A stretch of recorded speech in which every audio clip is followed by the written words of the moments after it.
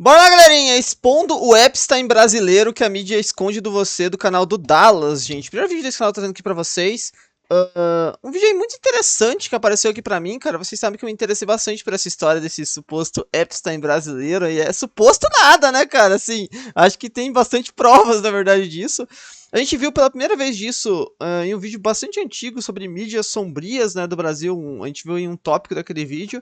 E essa semana foi falado, não sei se foi no vídeo do Pizzagate, eu nem lembro qual vídeo exatamente que a gente... Ou foi no Iceberg do Mistério, eu acho que ele citou novamente esse caso, mas a gente não trouxe um vídeo específico sobre ele ainda. E chegou a hora, e agradeço muito esse mano aí por ter feito, a gente vai poder comentar bastante nesse vídeo, tá bom? Espero deixando o like, se inscreva no canal, tem vídeo todo dia ao meio-dia, 7 da noite. O link do vídeo original tá na descrição. Passe nada, deixa o like, se inscreva, e se possível, considere estar membro do canal que vai estar me ajudando demais. Lembrando, link no nosso servidor Discord e do meu canal 2 tem na descrição também. Entre lá, tenho certeza que vão curtir, tá bom?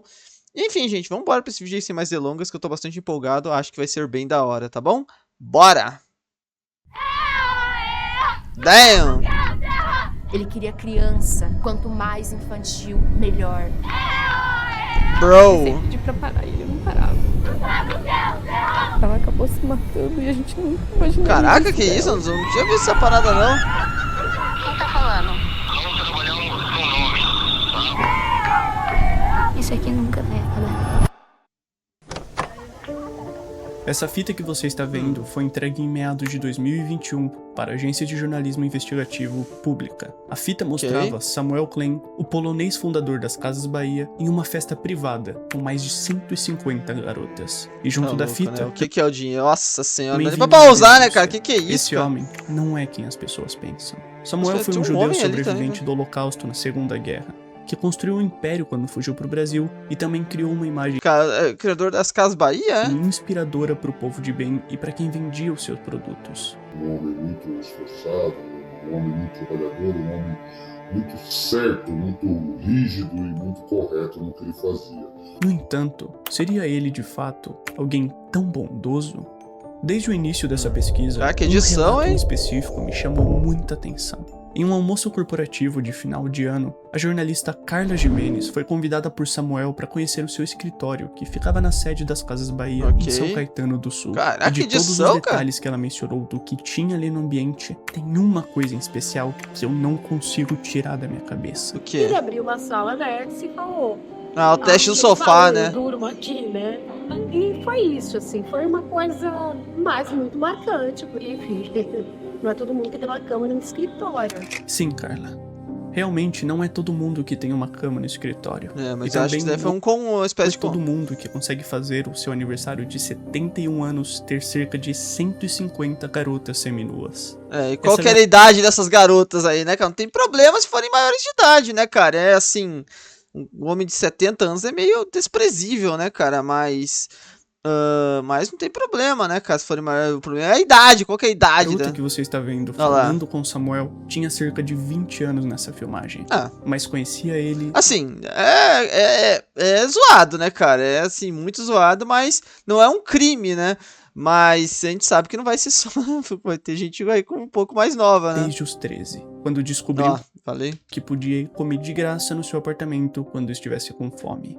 E ela não foi a única. Ele tinha o costume de atrair garotas, em sua maioria pobres, através de mimos financeiros ou mobílias e itens de valor. É muito parecido com o caso do Epstein mesmo, né, cara? Que a gente sabe que as vítimas do Epstein, sua maioria é isso, cara. Ele dava presentes e tal, né? Tudo com o pretexto de ganhar a confiança e privacidade delas. E a primeira coisa que ele perguntou pra mim se eu era virgem. Você é virgem? E eu já sabia o que era ser virgem ou não. Eu falei pra ele, só. Aí ele falava, Samuel adora a menina virgem. Você tinha quantos anos? Acredito que 12. 11 a 12. É pra isso que ele tinha uma cama no seu escritório. Meu Segundo os Deus, rumores, né? ele pagava cerca de R$500 para garotas que não eram virgens e R$1.000 para as garotas que eram. E isso para poder tocar e essas meninas.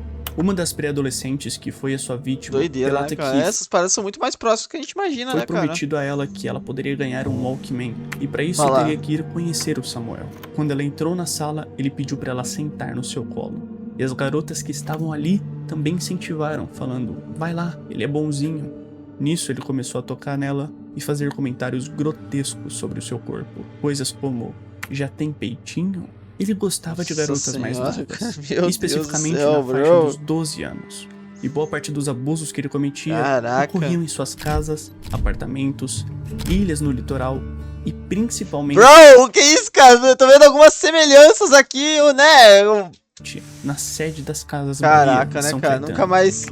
Nunca mais comprarei nada. Especificamente em seu escritório no quarto andar. Parece, né? A gente Inclusive, acaba comprando, foi tem relatado jeito, né, por cara? algumas de suas ex-funcionárias que depois dele terminar os abusos, as garotas desciam diretamente pro caixa da loja, furando a fila com um papel assinado por Samuel que permitia que elas retirassem uma quantia específica do caixa da loja. Caraca, E né? enquanto eu olhava todos esses relatos e acusações Você vê que, tipo assim, os funcionários, mas também, cara, os caras, o CLT, né, cara, coitado, né, cara? Eu digo assim, tipo, a galera viu esse bagulho e nem... Também, vamos ser sinceros, cara, assim, é terrível, é grotesco, mas a gente sabe também que nessa época, né, cara, era anos 70, 80 aí, né, cara, também tinha, querendo ou não, é terrível, não tô falando que isso era, tô falando da realidade, cara, era uma coisa que era mais normal, querendo ou não, né, cara, pessoas ficarem com gente mais nova, assim, a gente sabe que era normal, aí, não normal, mas era mais comum do que é hoje, não é? Eu não sei se era crime, cara, até boa pergunta aí, saber da Constituição anterior a de 88, como é que era, né, a jurisprudência dessa parada, né? Mas a gente sabe que nessa época, pelo menos, existia uma tolerância maior das pessoas comuns a isso, né, cara? Não dá pra negar, é óbvio que existia, mas, assim, a gente sabe o quão nojento é e tudo mais, né? Eu pensei algo que talvez você também tenha pensado. Como que ele conseguia essas garotas? Igual o Epstein, cara, oferecendo presente e tudo mais, né? Essa parte da também investigação óbvio, né? fica um pouco estranha. Alguns relatam que era através de contato com o Tô café. dizendo isso de por que as pessoas não denunciavam, não falavam nada, e tava tudo meio exposto ali, ninguém falava nada. Era meio que por isso, cara. Cafetinas que escolhiam garotas e mandavam pra ele.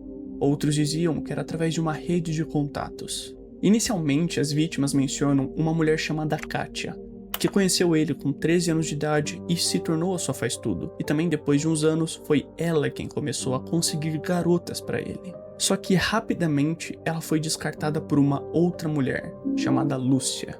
A Lúcia era uma enfermeira e praticamente uma faz-tudo pessoal de Samuel, conforme fala o relato exclusivo que eu consegui de um dos seus antigos funcionários.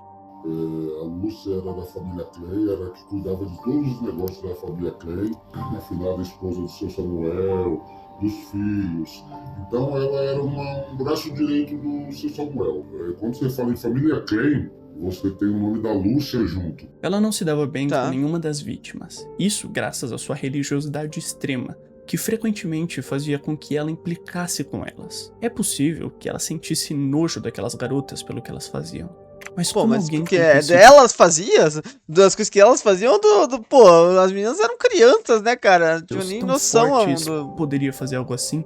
O que dizem os relatos é que quando as coisas ficavam extremas demais, Lúcia se afastava e deixava Samuel lidando... Não vou dizer que elas não tinham noção, né, cara? Acho que com 12 anos você tem noção de que o que você tá fazendo ali não é certo. Mas como você tinha, as outras incentivavam e tudo mais, tipo assim, se criava um ambiente pra fazer que a menina achasse aquilo certo, né? Com a situação. Mas ainda assim, parece que ela sempre voltava depois.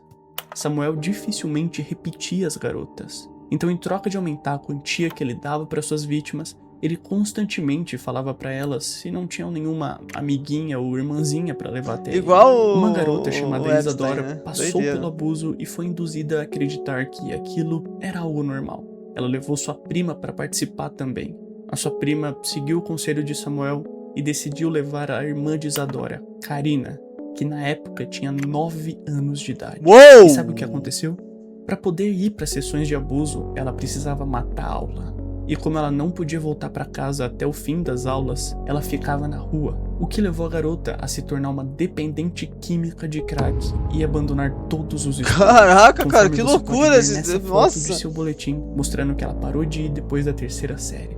E você acha que não pode ficar pior? Caraca, que loucura essa história, né, cara? Meu Deus! Uma outra vítima, chamada Vanessa, conta que quando ela tinha 12 anos, foi levada para conhecer Samuel. E logo de cara, ele estava em um ambiente com cerca de 40 garotas, todas da idade dela, e esperando também pra conhecer o homem. A gente não tem noção desses números, né, cara? Assim, que nem os caras falam, coloca lá até, entrar na Wikipedia, tá lá mais de 1000 as vítimas do Epstein, cara, é muito mais de 1000, cara. A gente não tem noção do tanto de vítimas que foram feitas, Vanessa ficou até os 17 anos sendo vítima do empresário, que a abandonou quando ela engravidou de um namorado e se recusou a... E anos Isso mais... por quê? Porque a gente tá falando isso, cara, olha esses números aí, que a gente tá falando do Samuel Klein, que era um cara, pô, bilionário, assim, mas bilionário brasileiro, né, cara, que não tinha nem perto da influência e da fortuna que o Epstein tinha, né, cara, nem uma vírgula. Então, tipo assim, olha isso e eleva aí a números muito mais altos, você vai ver, né, cara, é que assustador. Samuel voltou a entrar em contato com Vanessa, pedindo para que ela voltasse às suas festas, e também pediu para que ela levasse a sua filha, que na época tinha 6 anos de idade. Meu Deus. A essa altura eu me pergunto, será que ninguém vai fazer nada? Será que ninguém vai fazer esse homem ser punido por isso? As pessoas sabiam Só Deus. o que ele fazia. Em um dos seus apartamentos, ele constantemente distribuía dinheiro no térreo, só para poder escolher qual garota ia subir com ele. Aquilo era tão recorrente que os vizinhos até fizeram um abaixo-assinado para ele ser expulso do prédio. Então fica claro que as pessoas sabiam o que estava acontecendo. Só faltava alguém se dispor para punir esse homem. E é exatamente aí que entrou o advogado Ricardo Moscovitch. Caramba! Assim que as duas vítimas entraram em contato com ele, o homem aceitou que iria representar elas e condenar Samuel Klein pelo que ele tinha Cara, feito. mas assim, cara, se já nos Estados Unidos é difícil você punir um cara igual o Epstein, onde você, querendo ou não, você tem instituições que são um pouco mais confiáveis em um sentido de, tipo assim, você, pelo menos nos Estados Unidos, você tem eu acho, cara, que... Eu não sei, cara, eu vejo que ainda tem um pouco mais de honra, cara. Aqui no Brasil, cara, tipo assim, você vai acreditar no julgamento dos caras e tudo mais, cara, é óbvio que isso aqui vai dar errado, né? Eu digo assim, pelo menos as leis dos Estados Unidos são rígidas, sabe? Pelo menos isso, né, cara? Você acha que esse cara vai ficar um dia preso, né? E é agora que isso fica realmente bizarro. Porque antes mesmo de ele protocolar a ação e encaminhar o processo pro jurídico, de alguma forma Samuel descobriu o que ele estava fazendo. O advogado foi abordado por Nairo Ferreira de Souza, que na época era presidente do time de São Caetano, que era financiado pelos Klein. Curiosamente, Nairo se apresentou como sócio de Saul, o filho de Samuel, e disse que ficou sabendo das acusações e do processo, mesmo ele nem tendo saído do papel de planejamento ainda. O advogado relata que eles não viam necessidade de levar o caso para a justiça e resolveram pagar uma indenização de 250 mil para cada vítima, em troca do advogado entregar as provas para eles. E as vítimas aceitaram isso. Só que Nairo chamou Ricardo para assinar o acordo em uma churrascaria da cidade. E quando o advogado chegou lá... Um advogado foi preso. Que o advogado foi preso em flagrante. Acusou um advogado acusado de extorsão. Ricardo e as vítimas foram presos pela acusação de chantagem Caraca, e extorsão. mano! Buscada para eles. E depois de um tempo, eles foram liberados por falta de provas. Até hoje, Ricardo luta na justiça para poder receber indenização pelo que ocorreu. Cara, que maluquice. Ele ficou indignado com isso e levou essa história para diversas emissoras de televisão, inclusive algumas das maiores do Brasil. Só que nenhuma aceitou noticiar o caso. Um dos policiais que estavam presentes na prisão do advogado enviou as provas dos abusos para um jornalista que trabalhava em uma dessas grandes emissoras. E quando ele falou pro seu chefe para veicular a notícia, ele recebeu nem morto que eu vou veicular essa história. E vale muito a pena lembrar que em torno da década de 2000, a corporação Casas Bahia se tornou a empresa que mais veiculava anúncios e patrocínios no país. E parando pra pensar, você ia falar mal do cara que é dona do bagulho, bem criativa de comprar o silêncio dos veículos de notícia. Segundo relatos, existem gravações explícitas que nunca viram a luz do dia e mostram Samuel abusando de menores de idade. Samuel morreu no dia 20 de novembro de 2014, vítima de insuficiência respiratória. Vamos! Nesse ponto, teoricamente a história deveria ter se encerrado, mas um print veio à tona. Eu conheci uma menina num trabalho de eventos e ela comentou que tinha um trabalho de modelo. Bagulho de modelo aí, cara. Esse bagulho de modelo, se vocês... Pô, eu acho que a galera que tá vendo aqui não tem filho aí, cara. Mas se você tem filho aí, cara, pô, a primeira coisa que você tem que ficar de olho é esse bagulho de modelo aqui. Mas aí, cara, esse bagulho de modelo aí, sempre tem que estar com o pé atrás, cara. Zinho, Reizinho e Patrão eram os apelidos de Saul Klein, o filho de Samuel Klein. Ao que tudo indicava, pai, tá o filho. Ele não tinha herdado só a riqueza do pai, mas também os costumes. Ela me deu um tubo de xilocaína mandou eu agachar e introduzir o tubo de xilocaína no ânus. Uou! Então eu entrei no quarto e ali começou tudo.